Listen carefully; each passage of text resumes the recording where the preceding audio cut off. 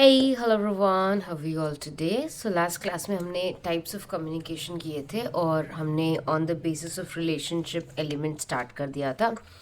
So in today's video we will be talking about on base of channel. On base of channel में हम लोग दो further categories में या दो सब टाइप्स में डिवाइड करते हैं कम्युनिकेशन को, that is verbal and non verbal communication, और इसी से हम लोग आगे बढ़ते हैं. ठीक है.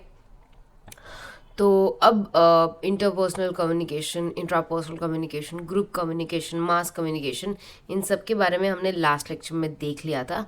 अगर आपने लास्ट लेक्चर नहीं देखा हो तो आप यहाँ पे आई सेक्शन पे जा सकते हैं और ये पूरी सीरीज़ का entire playlist, like from the first lecture introduction of communication, फिर फीचर्स, ऑब्जेक्टिव्स, प्रोसेस और फिर टाइप्स, ये सारे जो लेक्चर्स आपने मिस कर दिए आप वो सारे देख सकते हैं. ओके.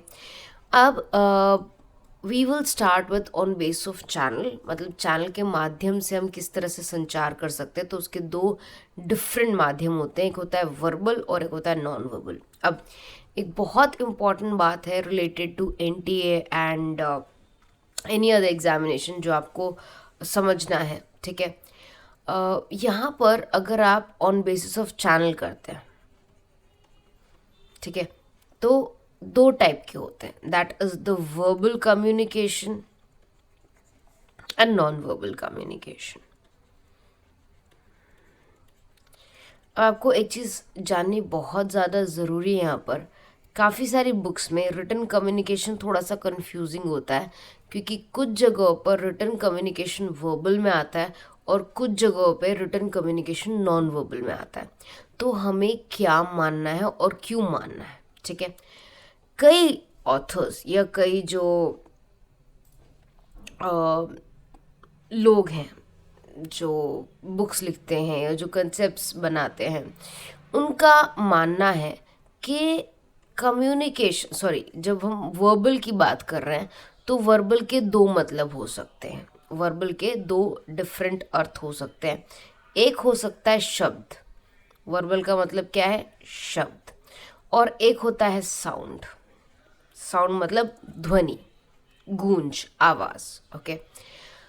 अगर मैं वर्बल को साउंड मान रही हूँ, अगर मैं ये मानती हूँ कि वर्बल कम्युनिकेशन वो कम्युनिकेशन होता है जिसमें साउंड इन्वॉल्व है, जिसमें आवाज़ इन्वॉल्व है, अगर मैं ये मानती हूँ तो यहाँ पर जो मेरा ओरल कम्युनिकेशन है, मतलब जो मैं बोल के करती हूँ, या जो टेलीफोनिक कम्युनिकेशन है, वही आना चाहिए, है ना.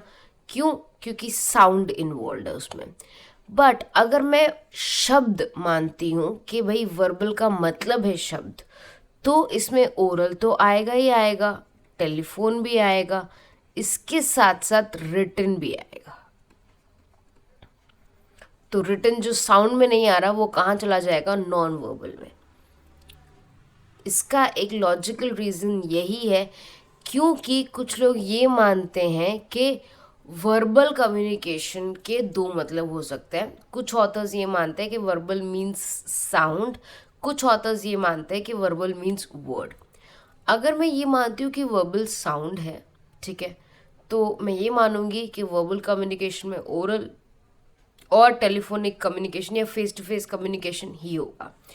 बट अगर मैं वर्बल को शब्द मानती हूँ कि भाई वर्बल ऐसा कम्युनिकेशन होता है जहाँ पे शब्द इन्वॉल्व होते हैं, तो रिटन कम्युनिकेशन भी इसका एक हिस्सा बन जाएगा, क्योंकि रिटन कम्युनिकेशन शब्दों से होता है, आवाज़ से नहीं. काफ़ी सारे बुक्स में लाइक अगर आप बीकॉम फर्स्ट ईयर की बुक्स लेते हैं या कोई भी कम्युनिकेशन की स्टैंडर्ड बुक उठाते हैं, तो काफ़ी सारे में साउंड कंसिडर किया जाता है और काफ़ी सारों में वर्ड कंसिडर किया जाता है. अब आपको अपने सिलेबस में, आपको अपने थ्योरी में देखना पड़ेगा कि एग्जैक्टली वो क्या कंसिडर कर रहा है. बट अगर आप NTA, UGC, नेट का एग्जामिनेशन दे रहे हैं या GRF का एग्जामिनेशन दे रहे हैं या सेट का एग्जामिनेशन दे रहे हैं, अब आपको ध्यान में रखना है कि यहाँ पर रिटन कम्युनिकेशन वर्बल में आता है. उसका रीज़न ये है कि हम वर्ड मानते हैं. वर्बल कम्युनिकेशन मीन्स जो शब्दों से होता है, जो आवाज़ से होता है, हम उसको वर्बल नहीं मानते. तो इससे आई थिंक आपको एक क्लियर आइडिया आया होगा कि वर्बल कम्युनिकेशन क्या होता है और नॉन वर्बल कम्युनिकेशन क्या होता है। तो वर्बल यहाँ पर अगर हम मान रहे हैं कि वर्बल शब्द से होता है, तो नॉन वर्बल क्या होगा, विथ नो वर्ड्स, जहाँ पर वर्ड्स इन्वॉल्व नहीं होंगे, जहाँ पर शब्द इन्वॉल्व नहीं होंगे। इसी वजह से हम जो क्लासिफिकेशन पढ़ते हैं वो ये पढ़ते हैं, और एग्ज़ाम में अगर कोई भी क्वेश्चन आए तो एग्ज़ाम में आपको यही मेंशन करना है जो इस पर्टिकुलर पेज में स्लाइड में दिया हुआ है। अगर वो रिटन कम्युनिकेशन बोल रहा है तो वर्बल कम्युनिकेशन का पार्ट होगा, अगर वो टेलीफोनिक या ओरल कम्युनिकेशन की बात कर रहा है तो भी वो वर्बल कम्युनिकेशन का पार्ट होगा, जबकि नॉन वर्बल में आपका अपीयरेंस और बॉडी लैंग्वेज आएगा।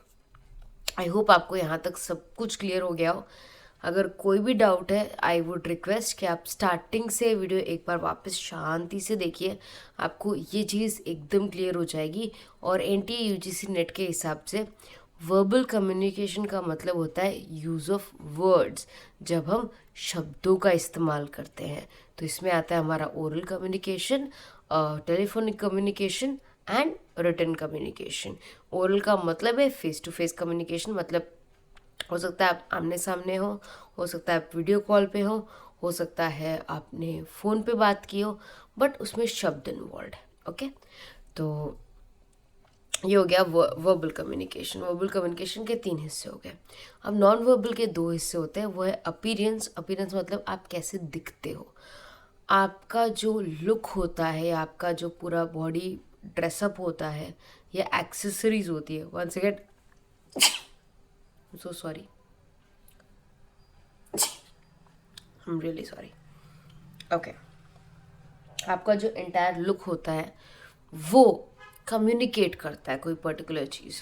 तो यहाँ पर क्या कम्युनिकेट कर रहा है वो मैं आपको बताती हूँ आगे। और बॉडी लैंग्वेज भी होता है कि आप अपनी बॉडी लैंग्वेज को किस तरह यूज़ करते हैं। सो हिंदी में अगर आप देखना चाहें तो हिंदी में है मौखिक और अनकहा या अमौखिक, और ये सारे हैं। ओरल मतलब आप सामने किसी अपने फ्रेंड्स के सामने बैठ के बात कर सकते हैं, एक मीटिंग में बात कर सकते हैं। टेलीफोनिंग पे आप किसी से फ़ोन पे बात करेंगे, वीडियो कॉल करेंगे, ऑडियो कॉल करेंगे, इस तरह से।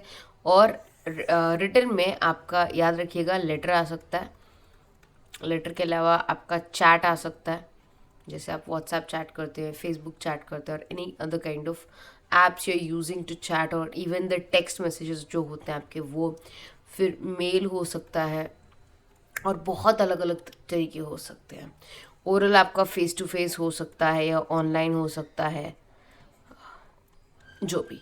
ओके, अब ओरल कम्युनिकेशन के कुछ एडवांटेजेस है और डिसएडवांटेजेस है, और आपको ये दोनों याद रखने पड़ेंगे क्योंकि इसके ऊपर बाई चांस क्वेश्चन आए तो। ठीक है, तो ओरल कम्युनिकेशन क्योंकि हम किसी के एकदम सामने खड़े होकर बात कर रहे हैं या इवन वीडियो कॉल पे भी बात कर रहे हैं, तो ये जो प्लस पॉइंट्स है बहुत कॉमन सेंस के पॉइंट्स हैं, इसको आपको रटा लगाने की ज़रूरत नहीं है। अगर आप ये ओरल कम्युनिकेशन अपने दिमाग में इमेजिन कर सकते हैं तो आपको ईजिली इसका आंसर आ जाएगा।